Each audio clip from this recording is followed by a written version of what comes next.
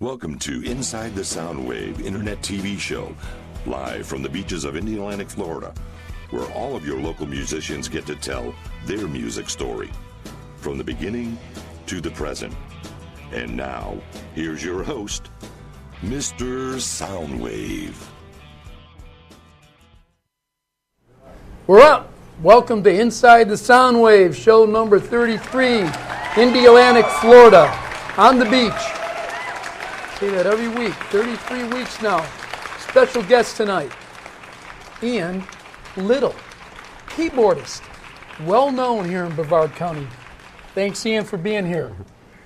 I barely know the guy, but I can't remember where. I just heard him play the other night somewhere. I can't remember where it was. I think it was here. It was here. No. Glad to have you on the show, Ian. You know, to come along and be part of the 33rd show. And it took a little while to get you on the show. Now everybody wants to come on the show. So I said, I'm going to get Ian on there before it gets too booked, because we're getting into July, believe it or not. Now, all of a sudden, after we got you on the show, another 8 people come along and they all want on the show. So I'm glad we got you on the show. Ian deserves to be on the show because he's one of the premier keyboard players. Plus he plays guitar and bass, other things. Yeah, bass, and started off on piano and acoustic guitar. My aunt gave me an acoustic guitar. I started off on the 2 of those, and then I picked up a bass about a year later, I think. A year later. Yeah, about 65. Ooh, you're going back to 65. Yeah, but I played... no, that's good. I mean, that's I played... That's where I'm at. Played bass for 10 years. 10 years? Yeah. When did you seriously... Okay, 65. Okay, I can remember 1965. I mean, there wasn't I don't remember a whole lot of keyboard back then, though. I do remember Procol Harum and some of the other groups. And the Doors. Right. Yeah, there wasn't a whole lot of keyboards. Actually, I never even listened to keyboard music until I turned about 17. I'd never even heard of Elton John or anybody. I had never heard of anybody because I didn't listen to the radio. Okay, you were in this country, though, weren't you? Yeah. Just kidding. But, you were born here. Where were you born? Dayton, Ohio. Dayton? Cool. Ohio.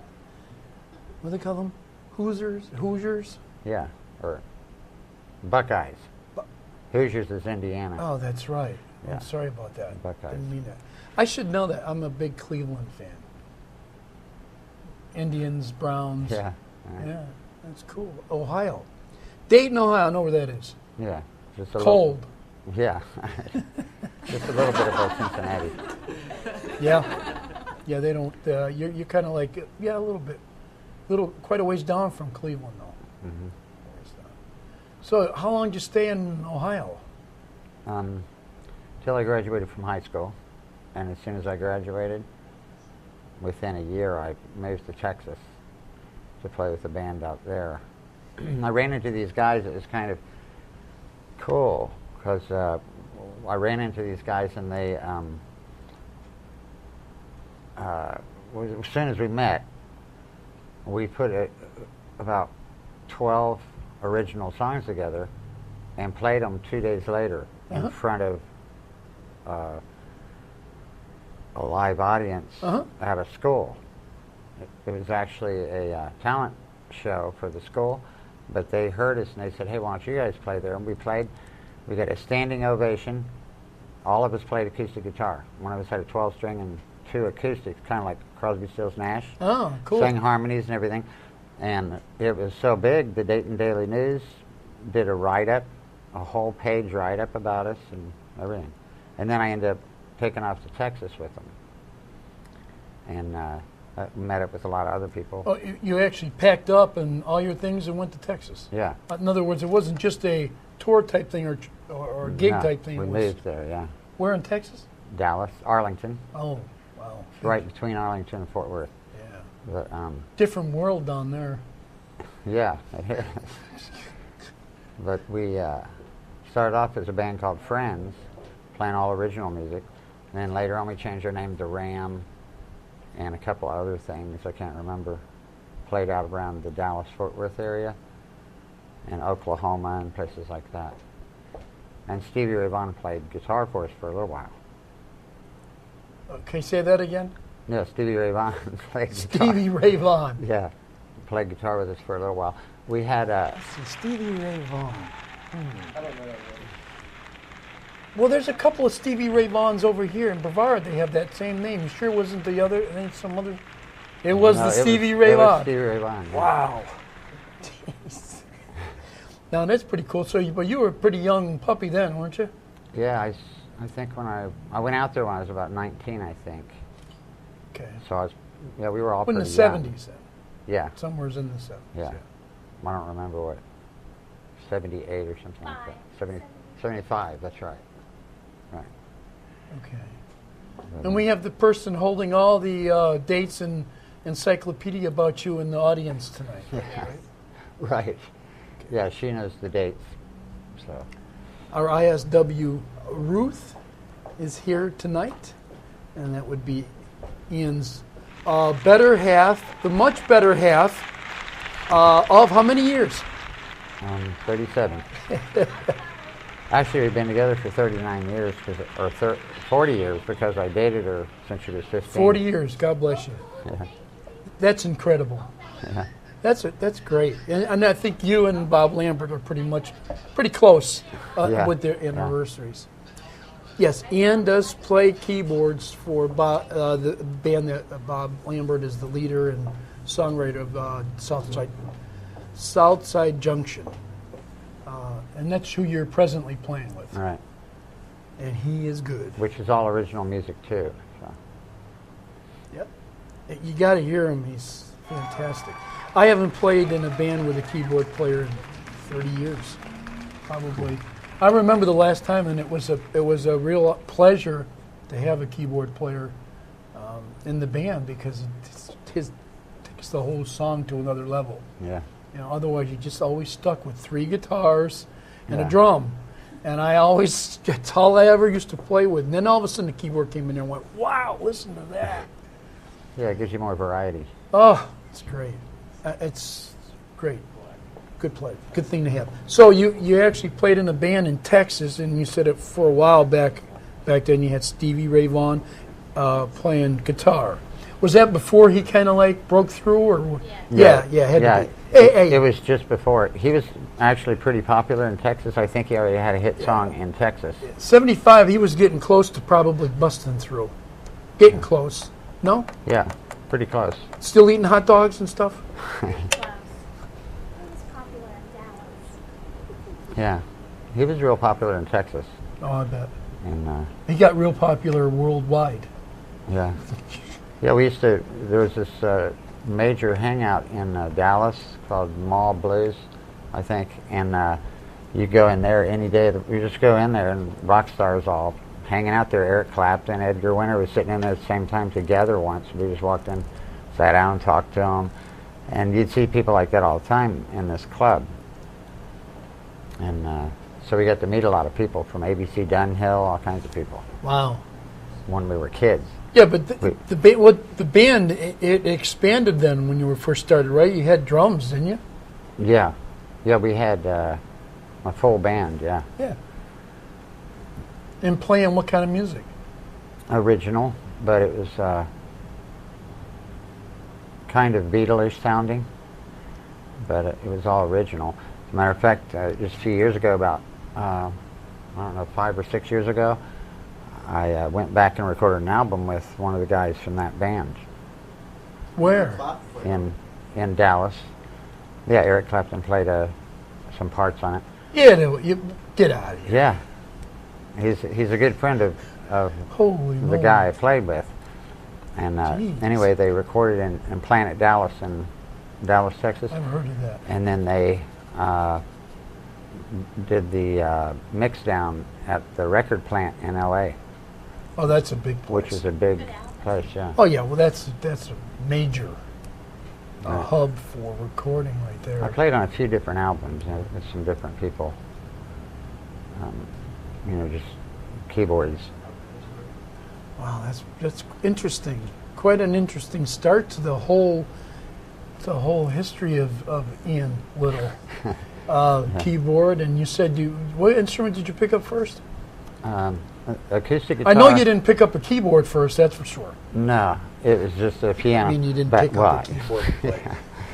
But I started off on acoustic guitar and piano at the same time, and then picked up the bass later. And then when I got my teens, I had a friend that was a musician too, and we got banjos, dobros, and mandolins, and all kinds of stuff, and started. But Ron Caddy had his first thing. They plopped the accordion in his lap because he was Italian, and his whole family played accordion. So he said he was 5 years old, and his dad plopped this big accordion in his lap, and said, "Here you go, get playing." So, but you had a good variety of things, instruments. Yeah, just do a variety of music. And that was in Ohio, though, correct? Yeah. Right. But yeah, a big variety of music too. Because once I was introduced to him, I had never heard Elton John before at all. I don't think until I was 18. And now I know they've got TV in Dayton, and they had phones. Yeah. My parents were church people, and so we didn't listen to the radio or anything much. And so all of the learning to play the piano was all just by ear. Except for I took piano lessons for a little while. Then right after I graduated from high school, I took some more piano lessons from the guy who hires for the Dayton Philharmonic Orchestra, which this guy was a great piano player. He would write all my songs out. He would sit on the couch.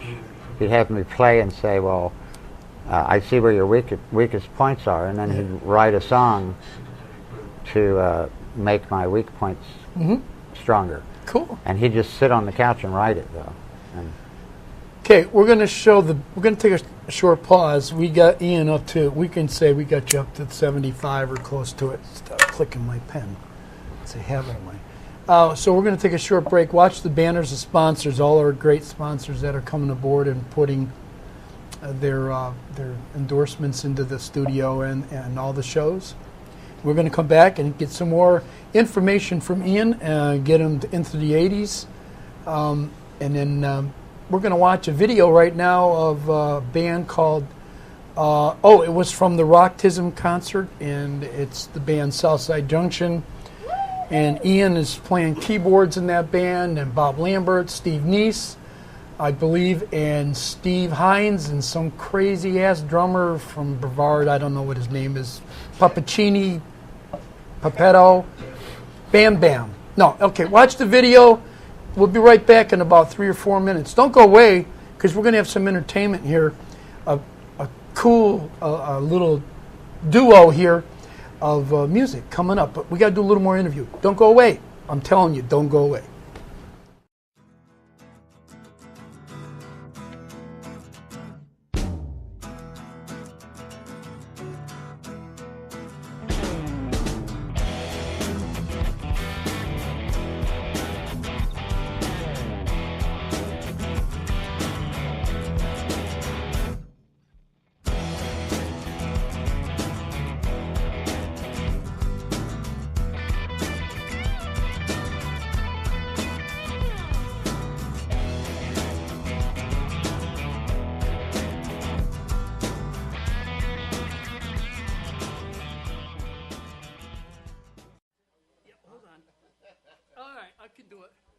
Okay, this one I just wrote like 500 years ago.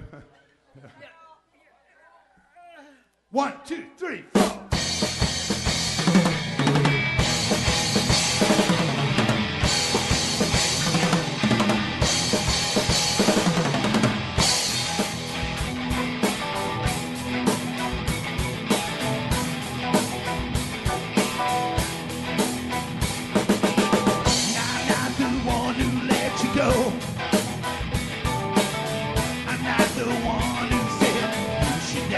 Show the feeling.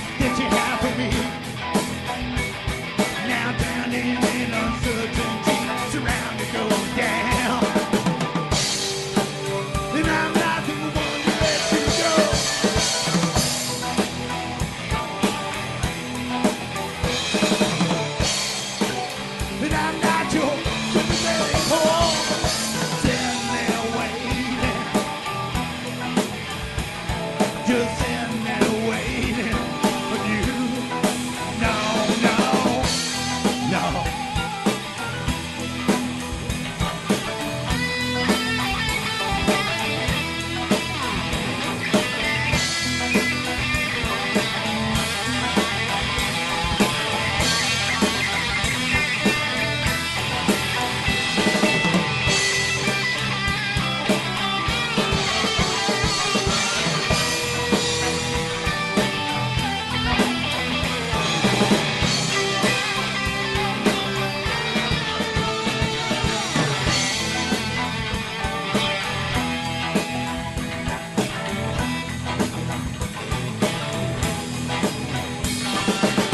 Why do you call me all the time?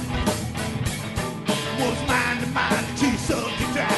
Now you're all surprised that the feelings you once had for me are now drowned in uncertainty. Surround to go down.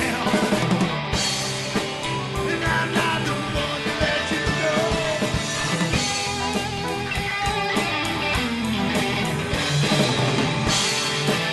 And I'm not your sympathetic home. Sitting there waiting. Just sitting there waiting for you. No, no, no.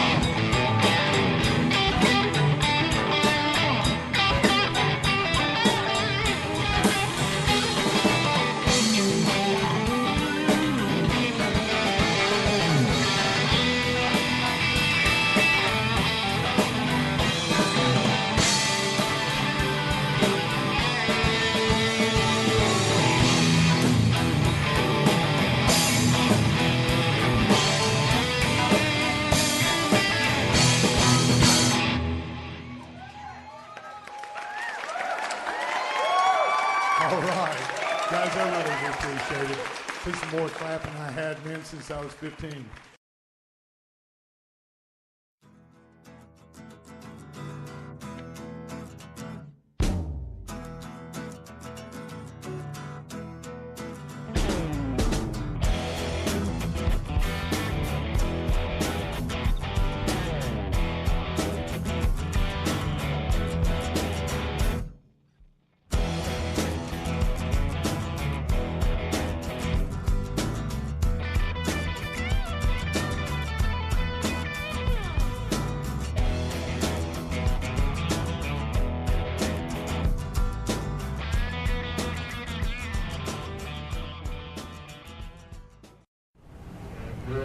Okay, we're back. Hope you enjoyed Southside Junction with Bob Lambert.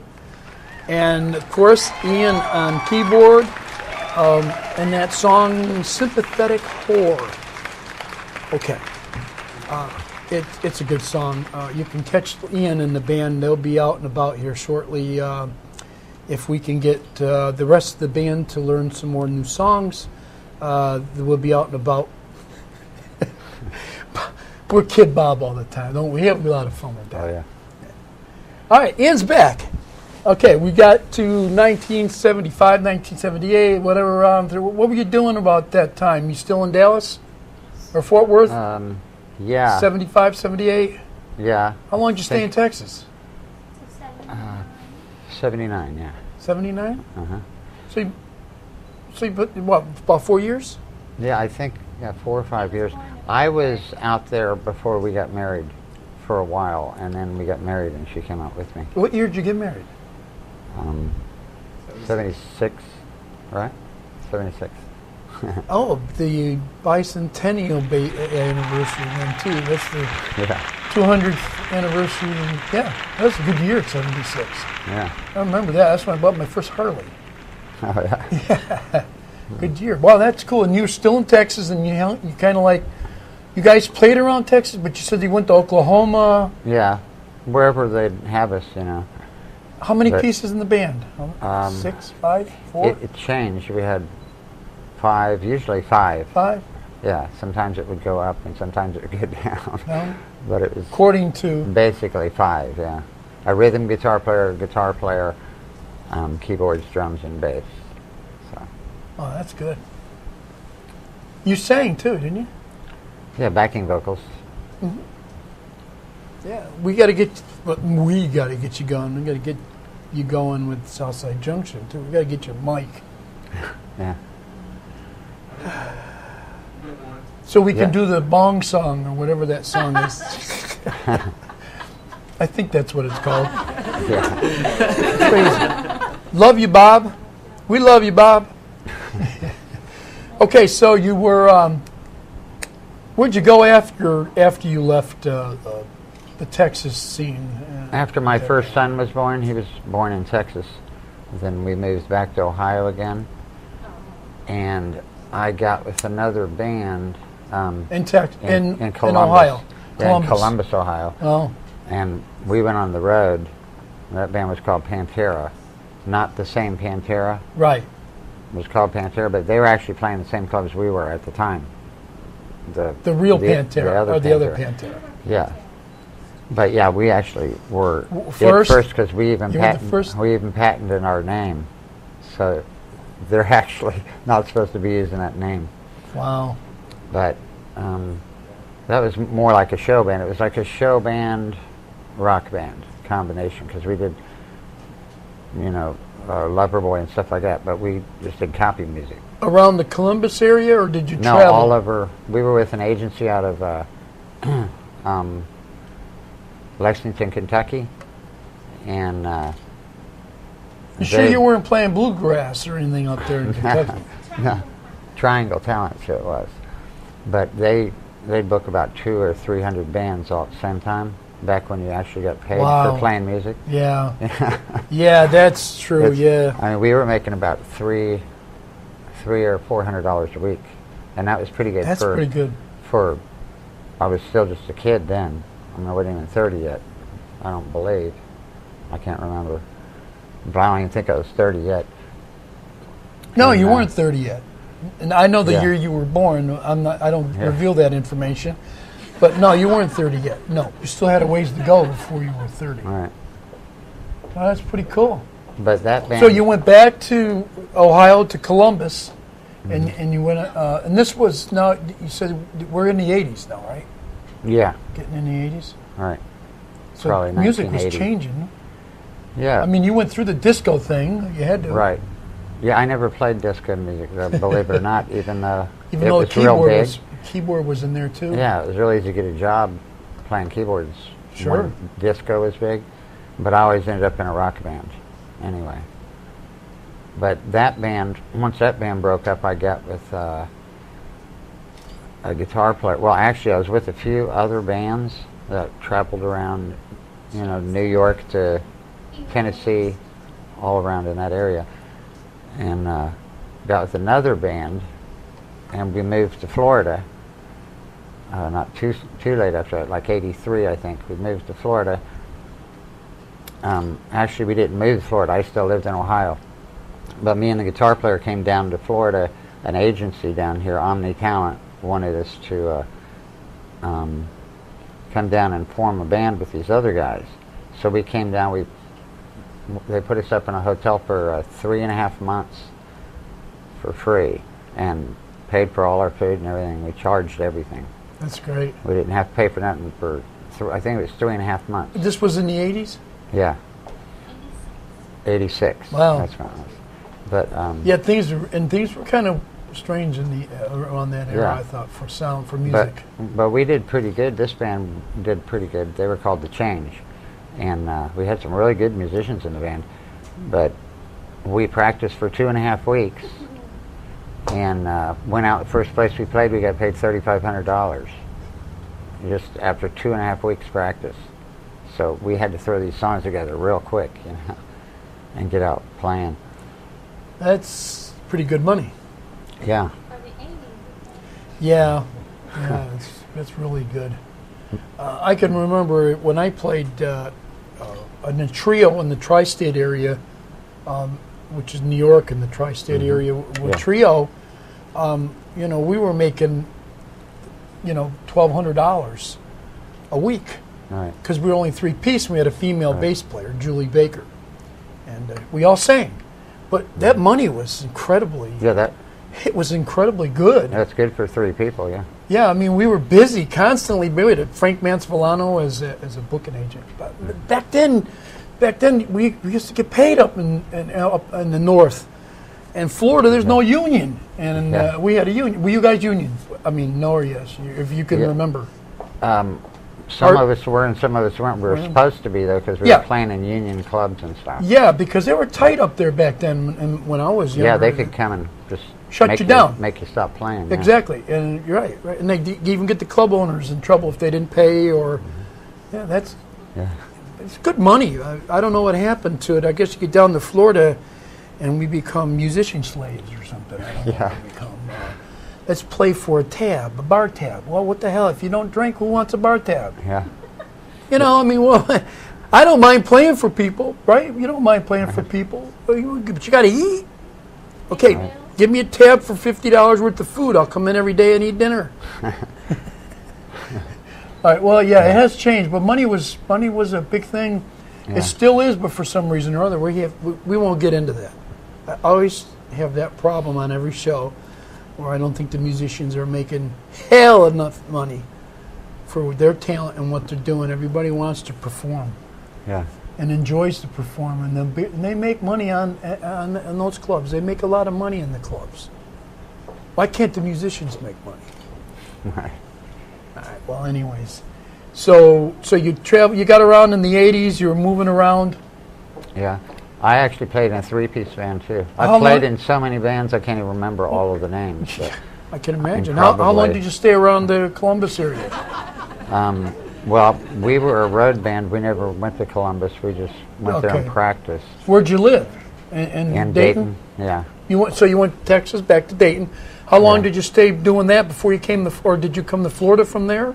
Or did you? Yeah, I think right after I got out of that band, I met up with this guitar player who reminds me a lot of Geddy Lee. He sings like him and he looks kind of like him. Kind of operatic voice? And he plays guitar, but he's a really good guitar player. But we came down here, got that band together. That was together for about a year, I think. In Florida?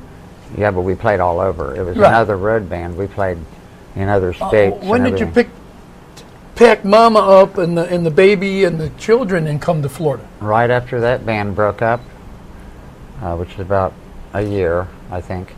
Then I went and got them, and we all moved to Florida because I said, I'm playing down here most of the time. So, but actually, once I moved down here, there wasn't that many places to play unless you get with an agency or something. And actually, after that band broke up, they grabbed me and put me in the Syndicate, which I think you've heard of them. They're still around, believe it or not. Well, yeah, but see, I go back before that. I remember the Syndicate of Sound. Hey Little Girl was the hit. We'll look it up. But anyways, Syndicate, I've heard of them too. Yeah. That you played in that group? Yeah, most people don't even remember the Changes as well as the Syndicate. But the Changes are a really awesome band. They were really good musicians. Our lead singer was really a great singer, and he had never even been in a band before. He just came along, said his dad's a singer. He sings with Frank Sinatra and people out in Las Vegas. But he'd never been in a band. But when he got in it, and we'd do sticks and all that kind of stuff, and that kind of voice. He would nail it. I mean, it would just be They're great. hard to find too. Yeah, right. We've got a couple. We've got a couple of them here in Brevard that have those kind of voices. Yeah. And Teaser had a couple of them with Jim and Mark. Mm-hmm. Really kind of high voices. That's pretty interesting. Learning a lot about you. I hope the people are too. I'm sure they are. So you got yourself down into Florida. Did you come to Brevard County, or did you go to Orlando or Daytona? Or? Orlando. We moved to Orlando. So you came to Orlando first? Yeah, I think we were there for about 5 years. 87. Orlando wasn't bad back then, though.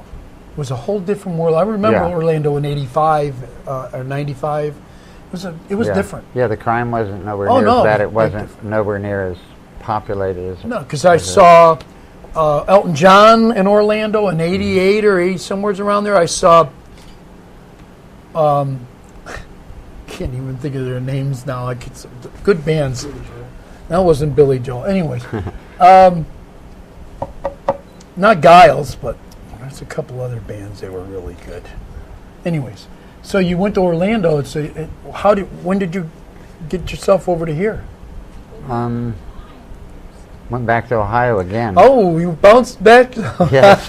So you went from Ohio back. You're still playing in the group, though? Yeah. In the band? Yeah, I was still playing in bands, but when I went back, I can't remember if I was in any more bands, but then I started as a music director for a church. For 3.5 years I did that. And in Ohio? Yeah, and did all their music. Dayton? Yeah. Hamilton, actually, Hamilton. which is between Dayton and Cincinnati. Okay. And the coffee house. Oh yeah, and we had a coffee house on Friday night, and we'd book, the famous gospel rock bands. Oh yeah, in cool. there. Yeah, we had Rick Kua. Raising the Roof. Rick Kua from the Outlaws, and then we had Jeff Finholt. He used to sing. He did Jesus Christ Superstar, and then he went and did play with Black Sabbath. He sang lead for Black Sabbath for a while.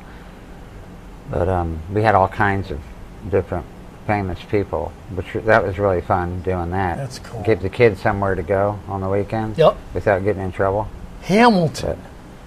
Hamilton, Yeah. Cincinnati, and Dayton. Yeah. Did you ever get any gigs in Cincinnati? Yeah. I mean, that's a pretty big city. There's all kinds of places to play in Cincinnati. Oh, I can imagine there must be. I know I still eat their chili. Yeah. Yeah. Cincinnati chili is incredible. I get it at Publix. Yeah. I love that chili. Yeah. Woo! I think Publix is the only place you can get it. I think it is. Oh, we're going to take a break. All right, we're taking a break. We're getting into the 90s. We went from Orlando playing back to Hamilton, Cincinnati, kind of up there. And we're going to take a short break because we have some music coming up by Ian. And who's accompanying you, Ian? My oldest son, the other Ian. So we're going to have a little duo going on, Ian and Ian. Ian is a really good drummer. Tell him the band quickly that he plays for. Damien Xiaomi and the Minor Prophets, and Little Wolf too. He plays in 2 different bands right now. Cool. We'll talk about that too when we come back after you watch the performance. If you go away and you don't watch the performance, you still can see it later after 9 o'clock, or when my engineer puts it all together after he snoozes and takes it easy for a little while. I'm kidding. Love you, Jamie. We'll be back. I'm not talking about Keen. He's in my ear. Don't go away. Watch the performance. They're going to play a couple of songs right here on the soundstage, right here on Inside the Soundwave, Indialantic, Florida. And today is May 9th. Correct. I got it right. Don't go away. Watch this performance, please. Love you. Be right back.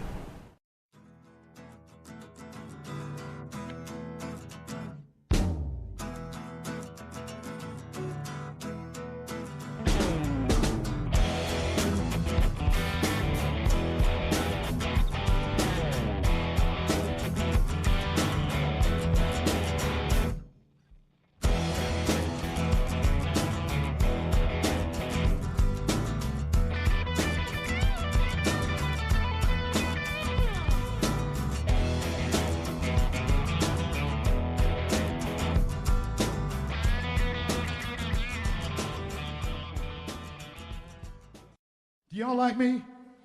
Okay. All right, well, this next one is called The Kind of Person That You Are. Check.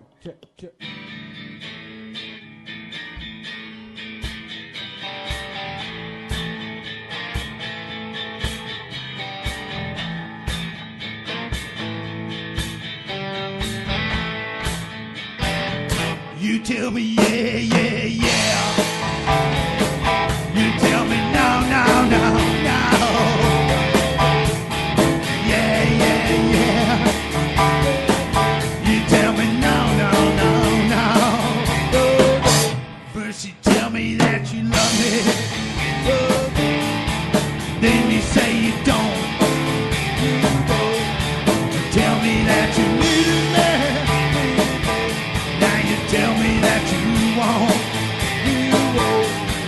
Tell me that you stay here, be by my side, but you disappeared, girl, when I close my eyes. You see, girl, you never change. You weary me now. These things, they drive me insane. Sometimes you take it too far, but girl, the kind of person that you are, the kind of person that you are, the kind of person that you are, the kind of person that you are. Right when I thought that I could trust you, then I found out I can't. You say that you're a good girl, but a good girl you sure ain't. When I'm in and out of sorry, places I go, we ask me why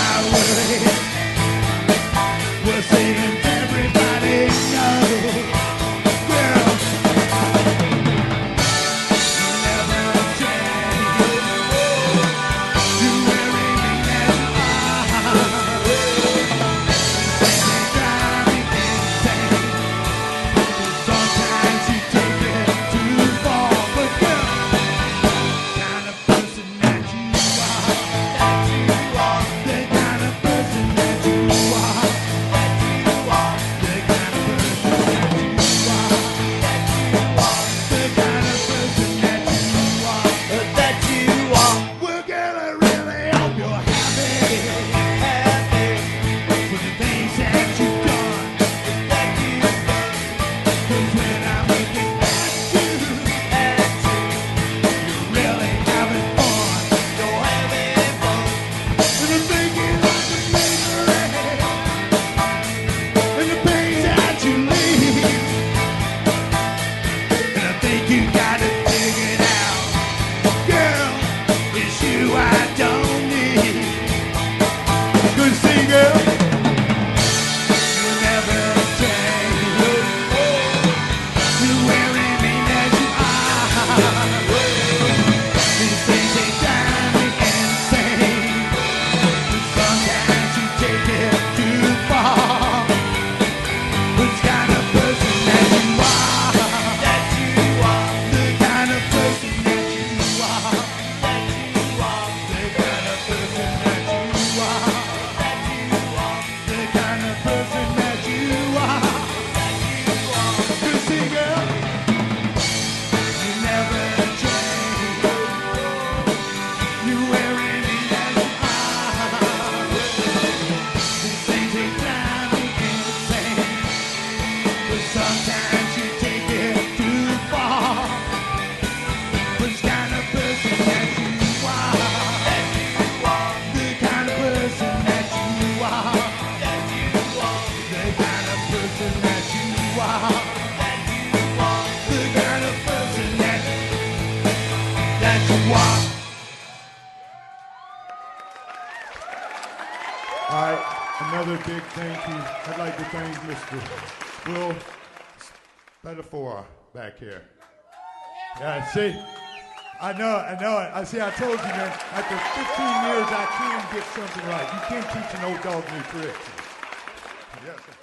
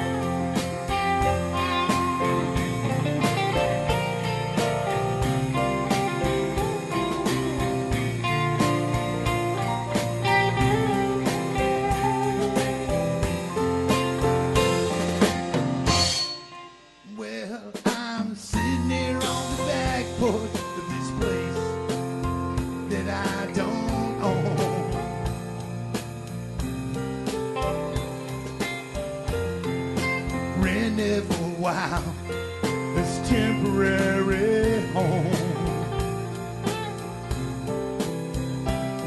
In the Sydney, drink coffee and watch as the treetops sway. When I said, Lord, it's such a beautiful day. Well, I decided to take a walk down on the beach where I'd never been.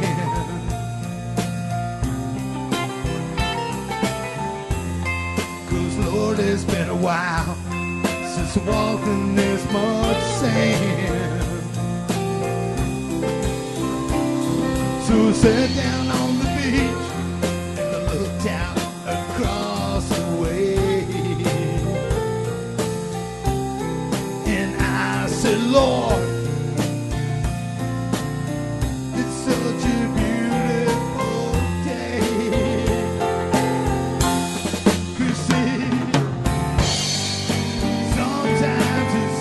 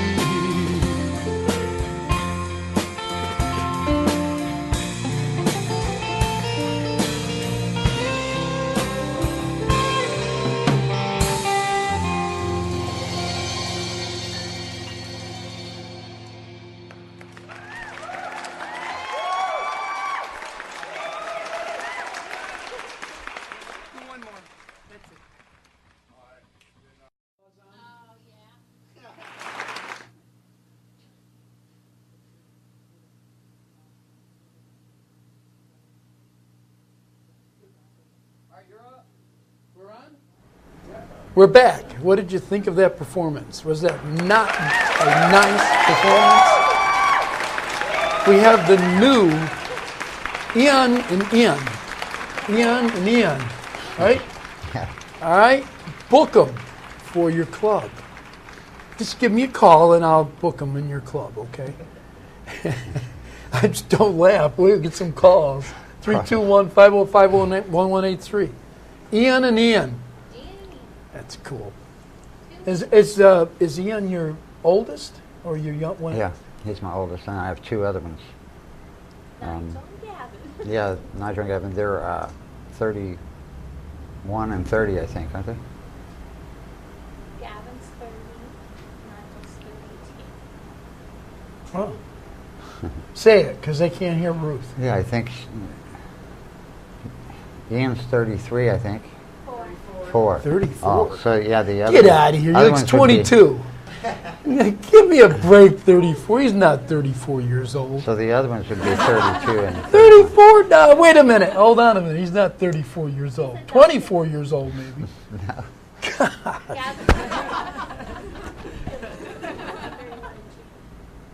Wow, that's pretty cool. Jeez. And you got a drummer, and what the other ones play instruments too? Yeah. The youngest one plays bass, and the other one plays. Well, they all play a bunch of different instruments. Too. Okay. They all play guitar, bass, and drums.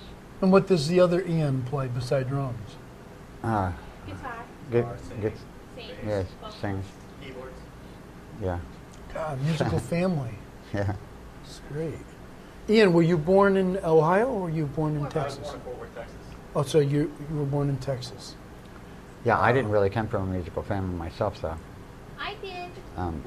But I found out my grandfather, on my mother's side, used to play banjo, and my grandmother would dance. Uh-huh. That's how they made a living back in the cowboy days. In the cowboy Yeah, in days. the 1800s, yeah. Yeah, Believe because, it or yeah, not. well, Ohio's not that far, from Nashville or Tennessee, really. Yeah. It connects somewhere along the way, I'm sure, doesn't it? I think it does. Mhm. It does. It does, yep. So I could imagine there'd be a lot of country up and through there. Cool. Let's get back. We came to Orlando. We were still kind of bouncing around with some bands back then in the 90s. Headed back to Ohio for a while. And what did you do when you were back up in Ohio? Did you still play? Yeah. Why'd you leave Orlando anyways? Just I don't even remember. Take Think care of we- the kids. Homesick. I think we just wanted to go back to Ohio for a while. It was Yeah. the main reason we left. you're probably roasting anyways in the summer in Orlando. Yeah. You roast. Yeah. I was still playing with different people and music directoring the church. Mm-hmm. And I actually played in another church. It was one of their keyboard players for the Vineyard, which is really a big church. They had like 6 services. Mm-hmm. And so I just go play at one of them. They would have different styles of music on each service, which was kind of interesting. I played in the rock service. of You course. played in all these bands, this in the 70s and the 80s and through in the 90s. I mean, you started off with Stevie Ray Vaughan, some parts, guitar parts, and some of back in the Texas days, back a ways. Mhm. But I see you going to the music director at a church. Yeah. I see you go there once, and then you back out, and then you go back. Did you go back again? Yeah, I played in a few different churches and bands in between. Right. So- I mean, was it a Christian church, or was it? Yeah. Hmm. Praise God. Yeah. Good. That's. And And you went back there. Where were you in 2000? Were you there, or were you back down yeah, I here? think I was at. Music director. Well, I was music director at a place called the Ranch, Resurrection Ranch, and I did that for a long time. That's right here. And, I know where that is. Around anymore. that is- No, it's. I don't think. Yeah, it's, they're not around anymore. No, but I remember them in the early 2000s and late 90s. and they came up through with the church over there, all Agape, Yeah. and a few other ones. Yeah, we would go out. Resurrection Ranch, wow. We would go out and play I remember that. and raise money for them Yeah. to keep the place going. Yeah. We went to this one real small church, and there was only like 32 people there, and we got $750 raised from 32 people. Really? Yeah, but some places we'd go really big, and they just donate money to the place. It was a good place. Took care of drug addicts and homeless people. Exactly, and stuff like that. because the same way with Agape and another one called The Tabernacle was the other one. Freedom Outpost was another Played one. at that time. They were going around in the late 90s and the 2000s up. There was a whole bunch of them back then. Right here in Melbourne. Mm-hmm. Yeah, And you were playing music to help raise money for that? yeah, Wh- we'd play out a couple of times a week usually, Really? and raise as much as we could. They had donations come from all different places, though, but we always helped out doing that too. Oh, that's great. That's really nice. But yeah, most of my recordings that I did with other people was in the 2000s too. The one I did in Texas, I think that was in the 2000s. I produced one for my wife, a gospel album that she wanted to do. No. So yeah, but I did all the piano, Wow. strings, That's cool. horns. When was that? In Some 2000 or in the 2000s? It was in the 2000s sometime, maybe the mid 2000s, I think. And I did another one for the school board. It's actually a bunch of songs. So there's Here in Melbourne? at a studio. What was it? I can't. A recording studio? 303, I think. 101? No, 303, I think is what it was called. I don't remember. He's not around here anymore. Right. But he had a big studio down off of US 1. In a 717. Studio 717 is what it was called. Oh, 717? Yeah, but I recorded down there with him on a bunch of different stuff. But one of them was for a lady that was had a bunch of original songs for school children, like fourth graders. And so that's kids all over the United States are listening to me every day. Well, that's cool. That's right here in Fourth Brevard. graders. We got to get back. When did you come back from Ohio to Brevard? Yeah, 95, I believe. I moved back to Melbourne, and that's when I started working for the For the Resurrection for the ranch. Right. Right. And you did the ranch. So you were here in 95. Right. Okay. It's about the same time. I came back in 97. I was there for a while. Did you come to Melbourne or did you go? Melbourne. Yeah, Melbourne. Okay, it was Melbourne. Not Merritt Island, but Melbourne. Right. The scene was a little different around in Melbourne in 95, a little bit. Yeah. It's changed a lot since then. Yeah. So but you stayed here. You didn't go back to Ohio? No. You've been down here since then? Yeah, ever since. And you've been doing your music down here? Yeah. And, Wow. I mean, that's, you're going on 10, 20 years. Yeah, close to it. Yeah. I went out to California for a while. I went out to Texas and did that album with Darby and a few other recordings too in the time that I've been back here. But you didn't stay there. You just went out there and did the projects and came back. Yeah, I just went out and did them. And you went on a cruise ship too, not too Oh yeah, long? that's right. I was on a cruise ship For a while too. Yeah. Right out of Port. Ghosts and angels. And Yeah. Carnival Cruise Lines, that's who I was. out of Port Canaveral? Yeah, which that was pretty nice because it paid good and only had to be gone 4 days at a time. That's a good one. And then I could come home, Yeah. but you're only home for 6 hours and then you have to go back out again. So, 6 hours? yeah, and then you get back on the ship Go back to the Bahamas or wherever. So. Jeez. That's kind of rough. Yeah. Well, it actually is. You know, a ship's kind of a... You know, when you're on land, you can always... You don't feel like you're tied down, where you can go back home if you want, or, you know, keep in touch with people. When you're on a ship, you're stuck on the ship. You can't just get up and leave, you know. Yeah, you're done. So, yeah.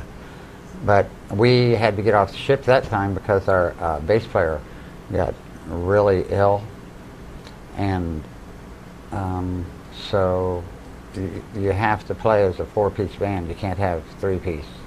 They won't let you do it. So when he got sick, we just all got off the ship too. So. Wow. That must be what the agreement with the cruise ship then, the 4-piece. Yeah, right. That's amazing. All right, well, anyway, so we got... I'm going to ask you a question. What were you doing roughly in like 2008? If you can remember. Mm-hmm. It's not too long ago. It's only 5 years ago. I was probably playing... Still right here in Melbourne? Mm-hmm. Yeah. I was probably playing in with a friend of mine, Buddy Zappa. We had a duet called Little Zappa. And we went out and played, but I'm not sure what year that was in. But sometime around there. So. Okay, what about Chris Rivas? He's a good friend of yours. Yeah. Yeah. Overload, I played with him for a while. Yeah, Chris and me have played a lot of benefits, but it's usually just like a jam session. And the first one I went to, Chris asked me to go to it, and I just went and set my keyboards up, and we just played. We had Chris Rizzola on guitar, and Steve... Murray? Jim. Oh, Jim Griffin? Jim Griffin was singing. Yep. And then we had Bruce on drums. And Brad, played bass. We had a bunch of really good musicians up there, and we just jammed. Where would you like that one? Was that here? It was a club in Merritt Island. Yeah, it was a benefit. Yeah. And then we started doing that every year. Of course, I think they've been doing that before, every year. But sometimes even twice a year, you know, we'll go out and do that. Well, benefits are good, you know. I mean, they're always good for jams and getting musicians together and seeing combinations of different musicians playing with other musicians. Yeah. I mean, what a different blend you'll get in a different style of music. Right. The flavor, everybody contributes a flavor. Friendly's ice cream. I don't know why I thought of that. All right. Well, anyways, that's pretty good. So anyways, you're going 18 years. You've been kind of in Brevard. Mm-hmm. And it's just been odds and ends. I don't think I played steady with too many people. Buddy Zapp, I played with him steady for a while, and with Overload. And there's a couple of others. Overload. I've heard of Overload. There's a couple others, but I can't remember them all. Yeah. Long musician career. Yeah. And a long career. That's very long. That's cool though. That's really good. That's amazing. Come through the years like that, and now you came here on New Year's Eve to the party upstairs in the recording studio. Yeah. Right. And that's the first time I'd actually seen you, but I had seen and heard of you before. But you came to the New Year's party, and I didn't even know you were coming to the New Year's party. I didn't either. A lot of people didn't know. I mean, Stephen Foster came to the New Year's party. Yeah. Aaron Dietz was there, and a whole bunch of other people. And Chris Rivas was here. Yeah. And a couple of the Who Was I guys, Stoey. Yeah. I mean, it was a good jam. It was a lot of fun. And that's when the first time I heard you play, but I think it wasn't even so much keyboard. It was bass. I played bass with Stephen Foster. Yeah, because Foster played piano. Yeah, because he was hogging the keyboard. He was playing the keyboard. Yeah, but then I played some piano too, and he played electric guitar with me. Right. Yeah. Chris got in and played. Rivas played drums. Drums, yeah. Right. That was a different thing. Yeah. Yeah. So I mean, it was kind of cool. And then somebody said to me after, "No, I did." Actually, yeah, it was kind of my recommendation. When I said to Bob, I said, "Man," I said, you ought to try your music with the keyboard in there because I produced all their songs before, right. And I says, it would be so nice to have a keyboard in there. And I remember Bob saying, well, we're going to get a keyboard player. And I said, well, I just happened to run into one that's a keyboard player. Yeah, it's great playing with Southside Junction because, it's all original music. So you kind of put. I was the newest member in November with Bob and Steve Neese, and I came in, and so we'd only been a month or 2 months, a month and a half before you came in, and you've been right there since beginning of the year. Right. And it's tight. It's getting real tight. The group's getting real tight now. Yeah, that sounded good. People think original music is easy, and it's not easy. Yeah. Because you've got to play it the same way every time. We don't get to play like some of the cover bands, I'm going to mix it up this time, and I'm going to throw in some Santana in there. No, that isn't how you do original music, not all the time. I mean, we have fun and we can throw in nicks, right? Yeah. I'm finding it out that Bob likes to have, he wants it to... Structured. Yeah, he wants it structured, and that's tricky. People who don't play original music will find, and I know you're all blessed. Everybody's blessed enough to do original music. You'll find out down the road that when you compose that song or when you play that song, that's how you want it done, not all over the place. Yeah. And I found that out by playing with Bob. Okay, we're running short on time, but we're not on a schedule. I'm sure your laptop still has battery life left in it if you're not plugged in, or your smartphone. Chris wanted me to tell you about about my near-death experiences too. Please, let me hear that. But there actually is a couple of times which was miraculous that I survived. And one of them was when I fell off a cliff. It was like 5 stories high. And I was climbing the side of the cliff, and I grabbed this big vine. It was about that big around. There's 2 of them. I pulled on each one to see which one was the strongest. And it broke. And so I fell completely off the cliff, like 5 stories, literally. If you would have jumped off that cliff and landed on your feet, you would have killed yourself. And I fell off of it, landed on my back, and rolled in a bunch of big jagged rocks, landed in then I rolled down this hill into a river, and I didn't even get knocked unconscious. Where was this? I was in Ohio, at a park called Houston Woods. Holy mackerel. But then that's not the only thing. When me and my wife moved into a new apartment up in Ohio, when we moved back there one time, the fire department and police department came in and checked it afterwards and said that it was blowing out 90% carbon monoxide and 5% gas. And it only takes a couple hours for you to die in that. Right. And we lay there for 16 hours in this. I was throwing up everywhere. The doctors at the hospital, they got all this on record, but the doctors at the hospital said I had enough carbon monoxide in my blood to kill 2 grown elephants. It would kill an elephant if he gave a transfusion. Okay, so why are you here? Yeah, that's what I'm saying. It's like a miracle. But Ruth, my wife. And that was in Ohio too?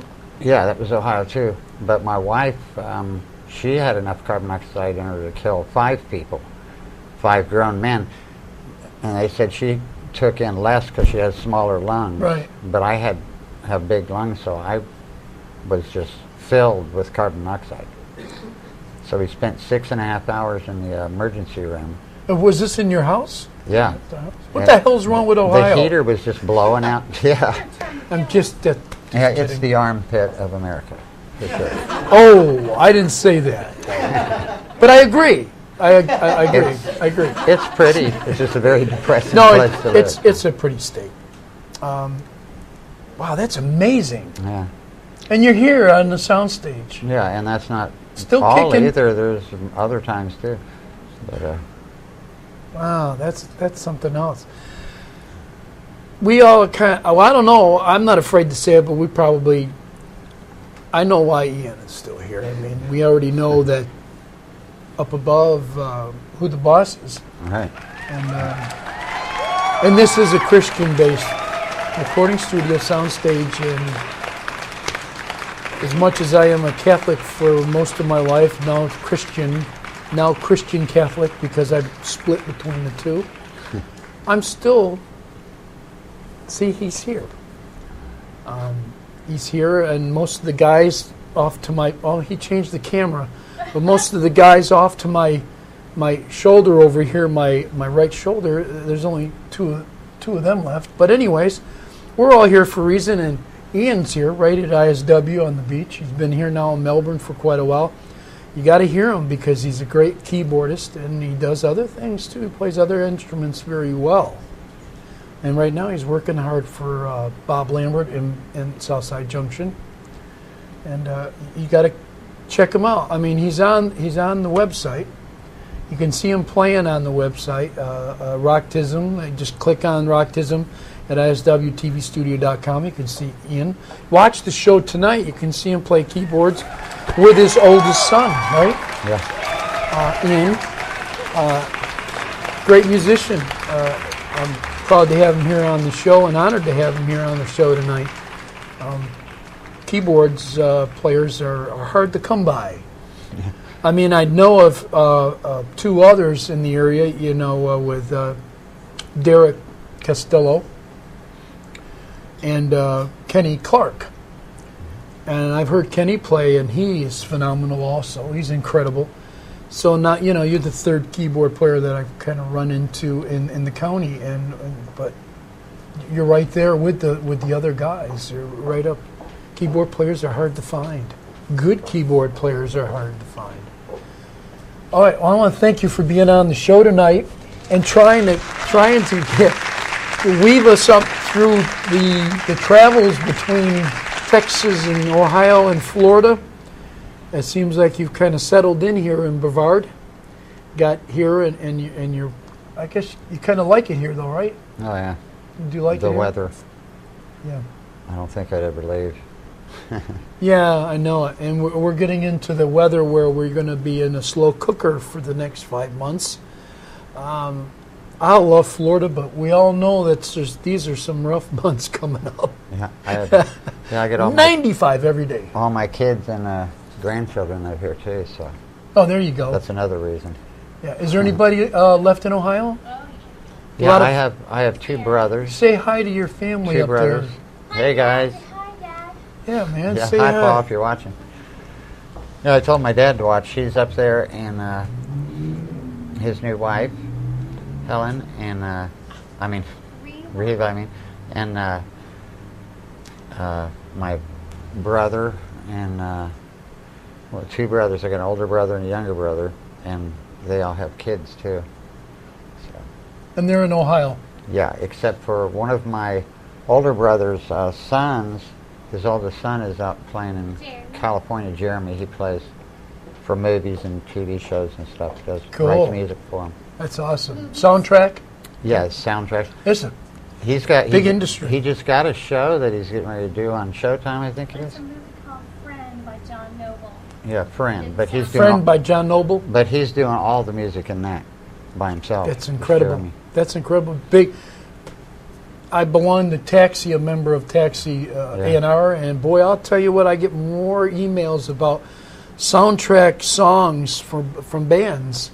Even if they take the clip out of the song and use it in a show, in a sitcom, or like Miami Vice. Not Miami Vice. What am I saying? What is it? CSI? Any of the shows, or NCIS? They take clips of your songs and put them in the show and pieces. There's money in that. I mean, but soundtracks are great. That's a good thing to be in. Yeah, a friend of mine, Mike Cimbello, he did that for a long time. Mm-hmm. I mean, he's got soundtracks in a couple of hundred movies. Right. You know, major ones like Gremlins and all kinds of Gremlins. movies. But he said it's like white slavery whenever you work for a company doing that. You make good money, but they tell you everything to do. Right, that's You cool. can't really make a lot of decisions yourself. I know. Well, I want to thank you for being on the show. I'm proud to be in the band with you playing keyboards in it, and as a friend, and having you on the show tonight, show number 33. I'm sure there'll be a lot of people watching, Yeah, and Will's a great drummer here, too. Now that's Giuseppe. He plays the drums. I don't play the drums. Bob got some guy, I don't know where he picked him up. Anyways, Ian Little right here on the show tonight. You can watch the rebroadcast 24/7 on demand, iswtvstudio.com or iswmusicstore.com. You can watch it anytime you want. All 33 shows. Number 33, my man Ian right here on the keyboards. Southside Junction, original music. Watch the band, listen to Ian play a vital part of the songs. Next week, we have Inside the Soundwave at 7 o'clock with a special guest. I'm not going to tell you because I've got guests lined up, and I've got a couple fighting for next week. I'm going to let you know on Saturday who is my next guest, but I do have, Gofoot. Darn it. I revealed it. I let it slip. Gofoot is next week, a very interesting band. And then after them, I've got Sunnyland Steve. After them, I might have some girls on the show. I think No Drama's coming on here pretty soon. 3 young girls. And another young fella and his dad who plays guitar right here in Brevard. Coming up. Watch the show. It'll be on after 9, sometime between 9 and 10. If you missed the live broadcast, Ian Little, thank you for watching the show. Thank you for the 500,000 viewers that we've tallied in the shows. And I always want to end the show with God bless you. And there's something you learn from helping other people with their dreams that prepares you for your own. God bless you. See you next week.